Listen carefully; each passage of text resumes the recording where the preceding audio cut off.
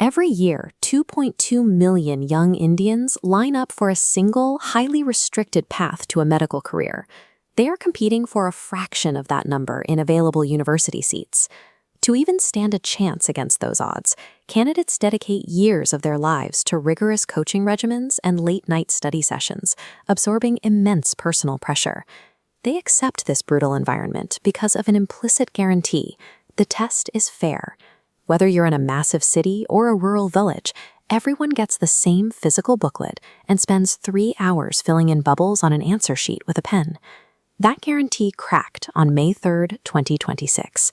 Almost immediately after candidates walked out of the testing centers, whispers began circulating online that the questions were out in the open before the exam even began.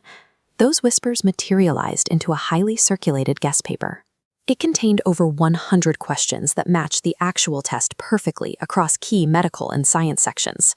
Public outrage quickly spilled into the streets. Widespread protests erupted nationwide, forcing officials to cancel the results of the entire exam shortly after.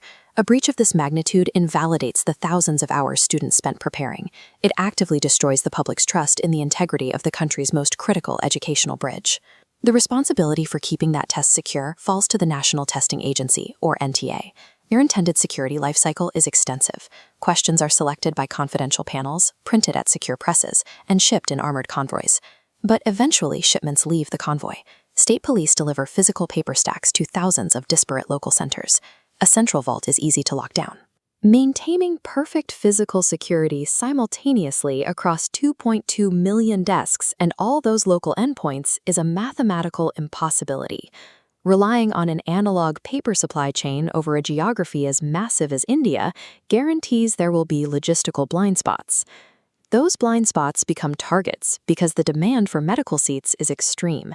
Parents and students are desperate for any advantage, creating a highly lucrative black market for early access to the test. In 2026, the breach bypassed truck deliveries completely.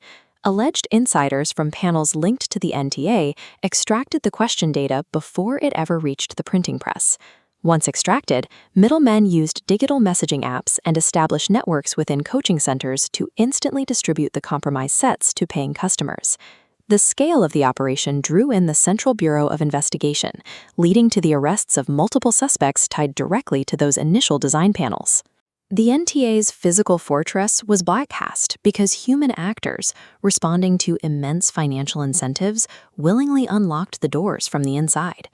To salvage the academic year, officials scheduled a re-exam for June 21st, promising tighter physical security protocols and an increased police presence during document delivery. Candidates are now forced to endure the exhaustion of the testing cycle a second time, carrying the psychological weight of wondering if this new attempt is actually secure. Deploying more police to watch paper deliveries treats the immediate symptom of the leak. It ignores the core vulnerability inherent in moving millions of physical paper booklets across a continent. Protecting high-stakes exams requires abandoning massive physical deliveries in favor of a decentralized, computer-based model. Instead of relying on a single master copy that can compromise the country, randomized digital question banks instantly generate unique tests, neutralizing supply chain intercepts and mass distribution tactics.